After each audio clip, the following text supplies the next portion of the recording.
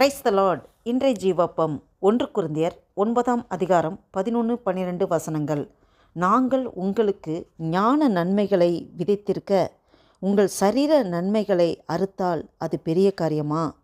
மற்றவர்கள் உங்களிடத்திலே இந்த அதிகாரத்தை செலுத்தினால் அவர்களிலும் நாங்கள் அதிகமாய் செலுத்தலாமல்லவா? அப்படி இருந்தும் கிறிஸ்துவின் சுவிசேஷத்திற்கு யாதொரு தடையும் உண்டாகாதபடிக்கு நாங்கள் இந்த அதிகாரத்தை செலுத்தாமல் எல்லாம் பாடுபடுகிறோம். ஆமேன், அல்லேலூயா. பாருங்கள், அப்போஸ்தலனாகிய பவுல் கொரிந்துக்கு எழுதின நிருபத்திலே இப்படியாக எழுதினதை நாம் வாசித்தோம். அப்போஸ்தலனாகிய பவுல் அந்த கொரிந்து திருச்சபையில் உள்ளவங்களுக்கு ஞான நன்மைகளை விதைத்திருக்காங்க. அப்படி ஞான நன்மைகள் என்றால் என்ன? இயேசு கிறிஸ்துவை பற்றி, இயேசு கிறிஸ்து அவர் இந்த பூமிக்கு வந்த காரியம், அவர் செய்த காரியங்கள் எல்லாம், அவர் சிலுவையிலே நமக்காக, நம்மளுடைய மனுக்குலத்திற்காக அவர் தன்னையே ஜீவபலியாக ஒப்பு கொடுத்தாரே, ரத்தம் சிந்தினாரே. அப்போ அவரை குறித்தான காரியங்களை அவர் ஞான நன்மைகள் என்று சொல்லி விதைத்திருக்கிறார், அவங்க இருதயத்தில் விதைத்திருக்கிறார். அப்போ இப்படி இருக்கும்போது உங்கள் சரீர நன்மைகளை அறுத்தால் அது பெரிய காரியமா என்று சொல்லுகிறார். அப்போ சரீர ரீதியாக நீங்கள் ஒருத்தவங்க உதவி செய்கிறது, ஒருத்தங்க இல்லாதவர்களுக்கு நீங்கள் தேவையான செய்து கொடுப்பது, அவர்களை ஒரு தாங்குவது, சுமப்பது, இதெல்லாம் சரீர ரீதியான பண்ணுற நன்மைகள். அப்போ ஆண்டோட சுவிசேஷம், ஆண்டோரை பற்றி, இயேசு கிறிஸ்துவை பற்றி சொல்லுவதை விதைப்பதை விட இந்த சரீர நன்மைகள் அது என்ன பெரிய காரியமாக இருக்குமா? அது அவ்வளோ பெருசா அப்படின்னு சொல்கிறார். இன்னும் மற்றவர்கள் உங்களிடத்திலே இந்த அதிகாரத்தை செலுத்தினால் அவர்களிலும் நாங்கள் அதிகமாக செலுத்தலாம் அல்லவா? இது அப்போல்லாம் சுவிசேஷம் அறிப்பதற்கு பயங்கர போராட்டமாக இருக்கிறது. அநேக தடைகள் இதனால் உண்டாகுது. அதிகாரங்களை செலுத்துது. அப்போ அதிகாரத்தை நாங்களும் அந்த கையில் எடுக்கலாம்ல, பண்ணலாம்ல. ஆனால் நாங்கள் அப்படி இருந்தும் நாங்கள் அப்படி பண்ணாமல் கிறிஸ்துவின் சுவிசேஷத்திற்கு யாதொரு தடையும் உண்டாகாதபடிக்கு நாங்கள் அதனால் கிறிஸ்துவோட சுவிசேஷம் அறிவிக்கிறதுக்கு எந்த தடையோ பிரச்சனைகளோ போராட்டங்களோ வரக்கூடாதுங்கிறதுக்காக நாங்கள் இந்த அதிகாரத்தை செலுத்தாமல் நாங்கள் பாடுபடுறோம் அப்படின்னு சொல்லி அப்போஸ்தலனாகிய பவுல் விளக்குகிறதை பார்க்கிறோம். இதை கேட்டுக்கொண்டிருக்கிற நண்பு தேவ பிள்ளைகளே, நாம் ஆண்டவரை பற்றி நாம் அநேகருக்கு எடுத்து சொல்வது நம்மையில் விழுந்த கடமையாக இருக்கிறது. பாருங்கள், அப்போது பவுல் வாழ்ந்த காலத்தில் அவ்வளோ பாடுகளில் பட்டிருக்கிறார். சுவிசேஷம் அறிவிக்க வேண்டும், அதுதான் அவருக்கு ஜீவனாக இருந்தது. அப்போ நாம் நம்மளுடைய இதை கேட்டுக்கொண்டிருக்கிற நண்பு தேவ பிள்ளைகளே, நாம் குடும்பத்திலும் சொந்த பந்தங்கள் மட்டிலும் நாம் வேலை செய்கிற ஸ்தலத்திலும் இல்லை தெரிந்தவர்கள் தெரியாதவர்கள், அறிமுகம் உள்ளவர்கள் அறிமுகம் இல்லாதவர்கள்ட்ட நாம் எப்படி நாம் ஆண்டவரின் அன்பை எடுத்து சொல்கிறோம்? நாம் எத்தனை பேர்த்துக்கு ஆண்டவரை பற்றி சுவிசேஷமாக அறிவித்திருக்கிறோம்? நம்மளே நாமே ஆராய்ந்து பார்ப்போம். என்ன பாடுகளோ, உபத்திரங்களோ, நிந்தைகளோ, நெருக்கங்களோ, போராட்டங்களோ என்ன வந்தாலும் நான் கிறிஸ்துவுக்காக நிற்பேன் என்று உறுதியாக நாம் தரித்திருக்கிறோமா? நாம் முழுவதுமாக நாம் அர்ப்பணிக்க வேண்டும்.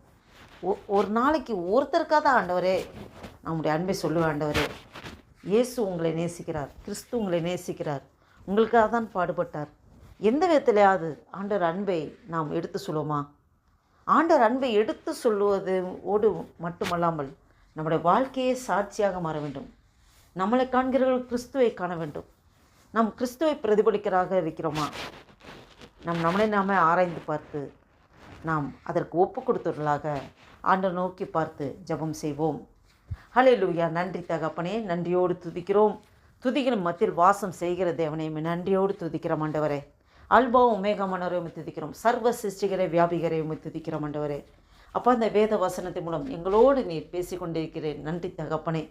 அப்பா, ஒவ்வொரு இருதயத்திலும் ஞான நன்மைகளை நாங்களும் விதைக்க ஆண்டவரே, அப்பா, நாங்கள் பெற்ற ஆண்டவரே, அப்பா, அந்த ருசித்த அந்த கர்த்தர் நல்லவர் என்பதை ருசித்து பாருங்கள். அவர் மேல் நம்பிக்கை இருக்கிறவர்கள் பாக்கியவான்கள் என்று சொல்லியிருக்கிற ஆண்டவரே. அப்பா, நாங்கள் ருசித்த அன்பை அநேகர் ருசிக்க, இன்னும் ஆண்டவரே இன்னும் அறியாமல் கண்கள் இருந்து குருடர்களாக, இருதயம் இருந்து உணர்வில்லாதவர்களாக வாழ்ந்து கொண்டிருக்கிறார்கள். எங்களை சுற்றி அநேகராக இருக்கிறார்கள் ஆண்டவரே. அப்பா, நாங்கள் ஆண்டவரே அநேகருக்கு உடைய அன்பை எடுத்து சொல்வதற்கு எங்களுக்கு அந்த திட தைரியத்தையும் பலனையும் நீங்கள் தருகிறதுக்காக ஸ்தோத்திரம் ஆண்டவரே.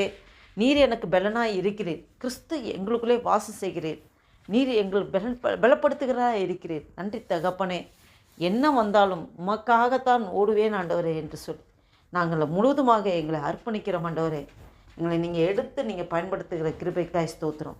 இந்த வீடியோவை கேட்டுக்கொண்டுக்க பார்த்து கொண்டுக்க ஒவ்வொரு ஆசீர்வதிங்கப்பா.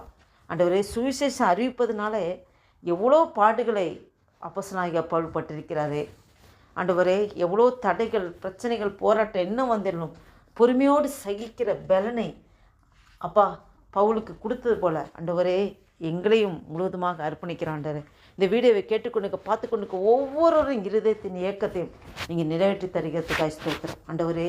ஒரே ஒரு வாழ்க்கை, அது என் இயேசுவுக்கே ஆண்டவரே என்ற அந்த உணர்வோடு ஆண்டவரே, ஒரு அர்ப்பணிப்போடு ஆண்டவரே, எங்களுடைய வாழ்க்கையில் ஒவ்வொரு பகுதியிலும் நாங்கள் செயல்பட எங்களுக்கு கிருபையும் பலனையும் சத்துவத்தை நீங்கள் தருகிறதுக்காக ஸ்தோத்திரம் ஆண்டவரே. நன்றி தகப்பனே.